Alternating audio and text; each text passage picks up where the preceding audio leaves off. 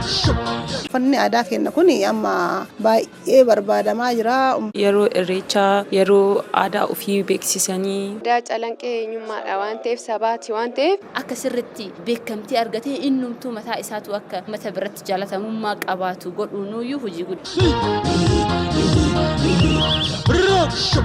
Aadaa ofii mul'isanii akkasuma warri uffata ajajatu siin jira uffata warri kirreeffatu illee hin jira haala gaariidhaan dabarsaa jirra jedha. Uffata garaagaraa waan haaraa hojjannee aadaa keenya ibsachuuf achitti walitti qabamnee tokkummaadhaan haala addaatiin itti qophaa'aa jira. Uffanni aadaa keenya kun amma baay'ee barbaadamaa jira. Uummata hedduutu namni qaratu uffataa bira lufa mul'uunu asitti garagalee uffataa jira ittiin faamaara ittiin bareedaara yoo gaafa akkama irreechaa kan aadaduma irreechi dhufee uffatanii arganiin namni bara baraan fedhiin uffata kanaa daddabalaa deemaara waan ta'eef namoonni hunduu dargaggeessis dargaggeettiin illee hojii dhabeeyyii ta'uu irra osoo ka callee durus callee diraa ka hodhus hodhaa osoo akkasitti deemanii ka amma jiru kana caalaa dhalootaaf akka hambaa ta'aa deemu hafaa deeman dhaloonni barataa deema. Aadaa calanqee eenyummaadha waan ta'eef sabaati waan ta'eef isallee uffata kana kan naannoo Arsii jedheen qoodu ijoolleen Arsii nuti amma Arsii keessaa sa'aa jiraannu malee hin fidanii hunda finnaaf Gujii haa ta'u kan Walloo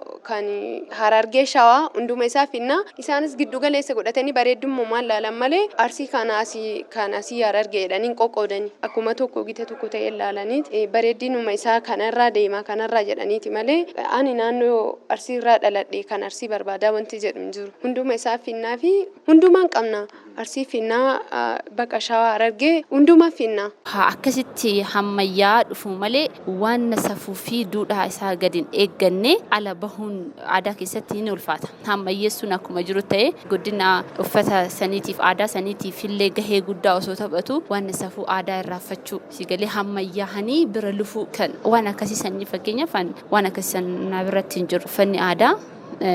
Kan originaalii yookaan immoo isa durii san hin argadhallee hojjette argachuu dandeetta. Maaliifuu isa gatuu jechuun seenaa waan san dhossuu jechuu guddisuu osoo hin taane. Kanaafuu hammayyeessuun qofti gahaa miti. Isa durii san tiipikaalii sanillee guddisanii akka sirriitti beekamtii argatee innumtuu mataa isaatu akka mata biratti jaalatamummaa qabaatu godhuunuyyuu hojii guddaa amma kanarratti sirri xiyyeeffannaa hojjenna. Nu gammachuu nu dhagama hammayyeessine namni dura yeroo irreechaa yookaan yeroo dirqama ta'e wayii uffatee dhaqa akka fedhii isaati osoo hin taane waan hammayyaa'eef qofa fedhiin isaa dabalee akka inni miti sagantaa irratti miti yeroo dhuunfaa isaa yeroo hojii seenullee akka uffatee seenuuf jajjabeessin xaarikeenya jechuudha baay'ee itti gammanne rosan nu dhiphisuu baay'ee gammanniti ni hojjenna yoo namoonni akkasii dhufan. Nu gammachuu nu dhagama hammayyeessine namni dura yeroo irreechaa yookaan yeroo dirqama ta'e wayii uffatee dhaqa akka fedhii isaati osoo hin taane waan hammayyaa'eef qofa fedhiin isaa dabalee akka inni miti sagantaa irratti miti yeroo dhuunfaa isaa yeroo hojii seenullee akka uffatee seenuuf jajjabeessin xaarikeenya jechuudha baay'ee itti gammanne rosan nu dhiphisuu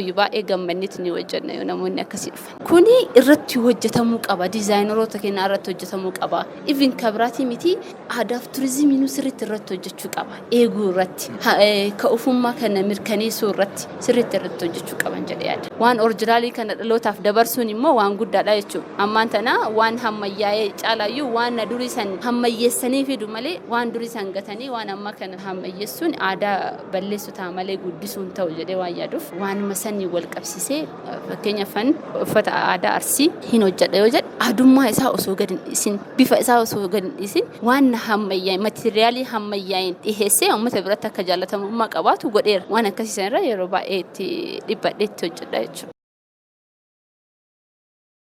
Kan eegallee naannoo ji'a torba fageenya irra eegallee amma immoo haalli irra jirru gaarii bakka ayyaana wajjin wal qabsiifnee diizaayinii babbareedaa finnee hojjetaa jirra.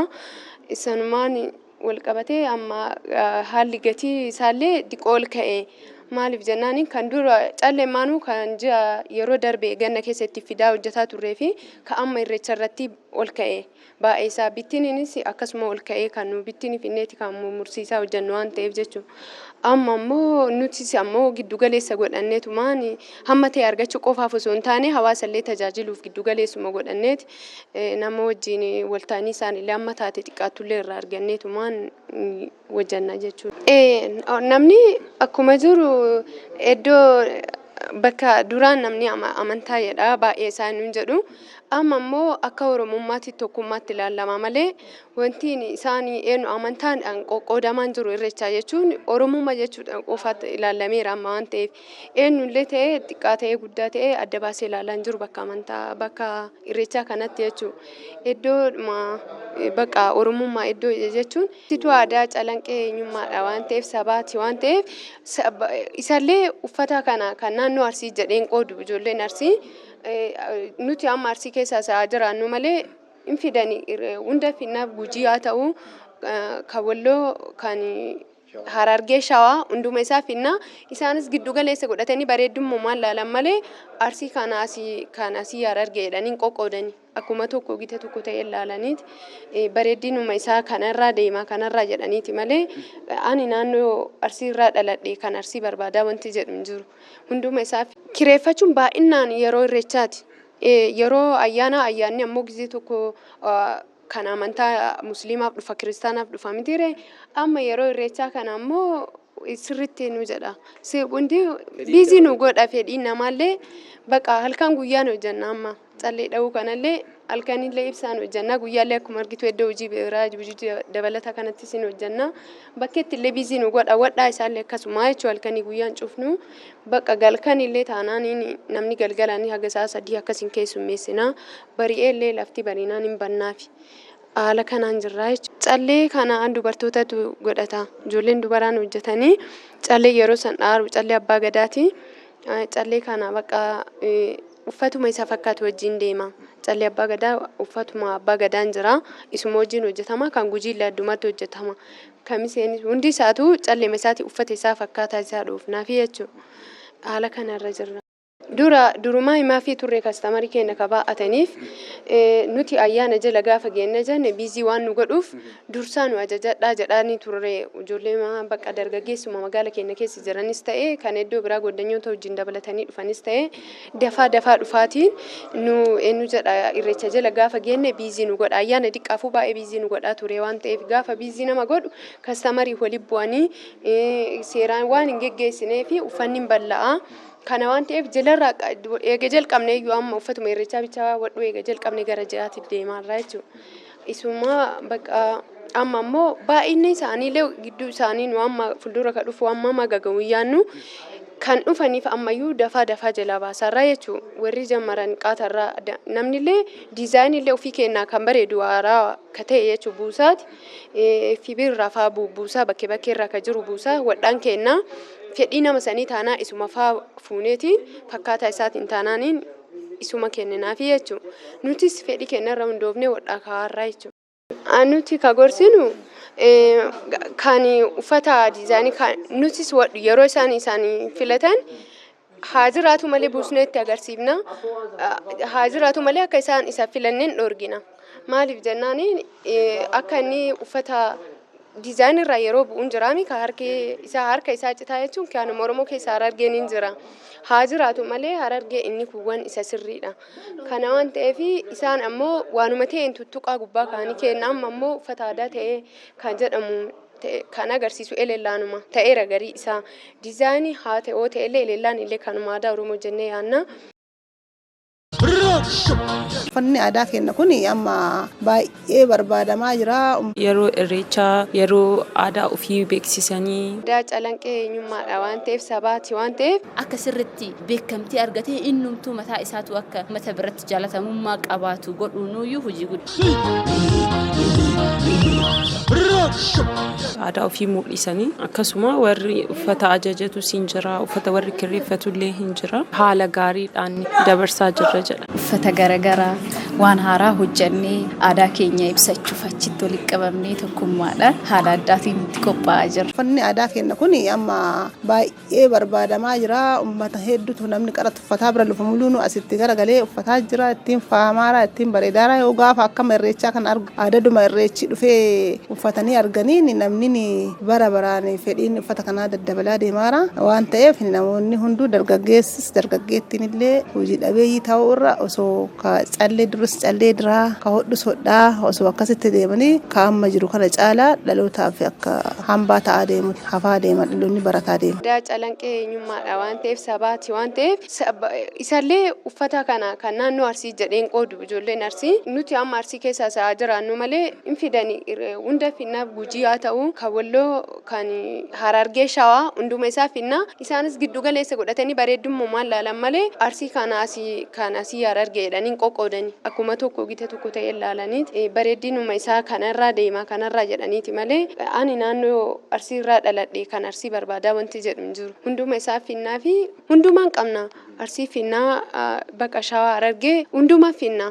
Akkasitti hammayyaa dhufu malee waan safuu fi duudhaa isaa gadiin eegganne ala bahuun aadaa keessatti ni ulfaata. Hammayyeessuun akkuma jiru ta'e guddina uffata saniitiif aadaa saniitiif illee gahee guddaa osoo taphatu waan safuu aadaa irraanfachuu sigalee hammayyaahanii bira lufuu kan waan akkasii sanii fakkeenyaaf waan akkasii sanaa biratti hin jiru uffanni aadaa. Kan originaalii yookaan immoo isa durii san hin argadhallee jette argachuu dandeetta. Maaliifuu isa gatuu jechuun seenaa waan san dhossuu jechuu guddisuu osoo hin taane. Kanaafuu hammayyeessuun qofti gahaa miti. Isa durii san tiipikaalii sanillee guddisanii akka sirriitti beekamtii argatee innumtuu mataa isaatu akka mata biratti jaalatamummaa qabaatu godhuunuyyuu hojii guddaa amma kanarratti sirri xiyyeeffannaa hojjenna. Nu gammachuu nu dhagama hammayyeessine namni dura yeroo irreechaa yookaan yeroo dirqama ta'e wayii uffatee dhaqa akka fedhii isaati osoo hin taane waan hammayyaa'eef qofa fedhiin isaa dabalee akka inni miti sagantaa irratti miti yeroo dhuunfaa isaa yeroo hojii seenullee akka uffatee seenuuf jabeessin xaarikeenya jechuudha baay'ee itti gammanne rosan nu dhiphisuu baay'ee gammanniti ni wajjanna namoonni akkasii dhufan. Nu gammachuu nu dhagama hammayyeessine namni dura yeroo irreechaa yookaan yeroo dirqama ta'e wayii uffatee dhaqa akka fedhii isaati osoo hin taane waan hammayyaa'eef qofa fedhiin isaa dabalee akka inni miti sagantaa irratti miti yeroo dhuunfaa isaa yeroo hojii seenullee akka uffatee seenuuf jabeessin xaarikeenya jechuudha baay'ee itti gammanne rosan nu dhiphisuu baay'ee gammanniti ni wajjanna namoonni akkasii dhufan. Kuni irratti hojjetamuu qaba dizaayineroota keenya irratti hojjetamuu qaba even kabiraatii miti aadaaf turizimii sirriitti irratti hojjechuu qaba eeguu irratti ka'uufummaa kana mirkaneessuu irratti sirriitti irratti hojjechuu qaban jedhee yaada. Waan originaalii kana dhalootaaf dabarsuun immoo waan guddaadha jechuudha. Ammaan tana waan hammayyaa'ee caalaayyuu waan durii san hammayyeessanii fidu malee waan durii san gatanii waan amma kana hammayyeessuun aadaa balleessu ta'a malee guddisuun ta'u jedhee waan yaaduuf waanuma sanii wal qabsiisee fakkeenyaaf uffata aadaa Arsii hin hojjedha yoo jedhe aadummaa isaa osoo gadin dhiisin bifa isaa osoo gadin dhiisin waan hammayyaa'e materiaalii hammayyaa'een dhiheessee uummata biratti akka jaalatamummaa qabaatu godheera waan akkasiisan irra yeroo baay'ee itti dhibbadhee itti hojjedha jechuudha. Uffanni aadaa keenya kun amma baay'ee barbaadamaa jira.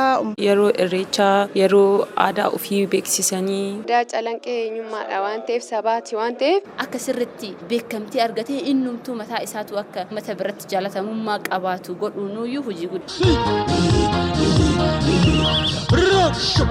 Aadaa ofii mul'isanii akkasuma warri uffata ajajatu siin jira uffata warri kirreeffatullee hin jira haala gaariidhaan dabarsaa jirra jedha. Uffata garaagaraa waan haaraa hojjannee aadaa keenya ibsachuuf achitti walitti qabamnee tokkummaadhaan haala addaatiin itti qophaa'aa jira. Uffanni aadaa keenya kun amma baay'ee barbaadamaa jira. Uummata hedduutu namni qaratu uffataa bira lufa muluunu asitti garagalee uffataa jira ittiin faamaara ittiin bareedaara yoo gaafa akkama irreechaa kan argu aadaduma irreechi dhufee uffatanii arganiin namni bara baraan fedhiin uffata kanaa daddabalaa deemaara waan ta'eef namoonni hunduu dargaggeessis dargaggeettiin illee hojii dhabeeyyii ta'uu irra osoo ka callee durus callee diraa ka hodhus hodhaa osoo akkasitti deemanii ka amma jiru kana caalaa dhalootaaf akka hambaa ta'aa deemu hafaa deema dhaloonni barataa deema. Aadaa calanqee eenyummaadha waan ta'eef sabaati waan ta'eef isallee uffata kana kan naannoo Arsii jedheen qoodu ijoolleen Arsii nuti amma Arsii keessa sa'aa jiraannu malee hin fidanii hunda finnaaf Gujii haa ta'u kan Walloo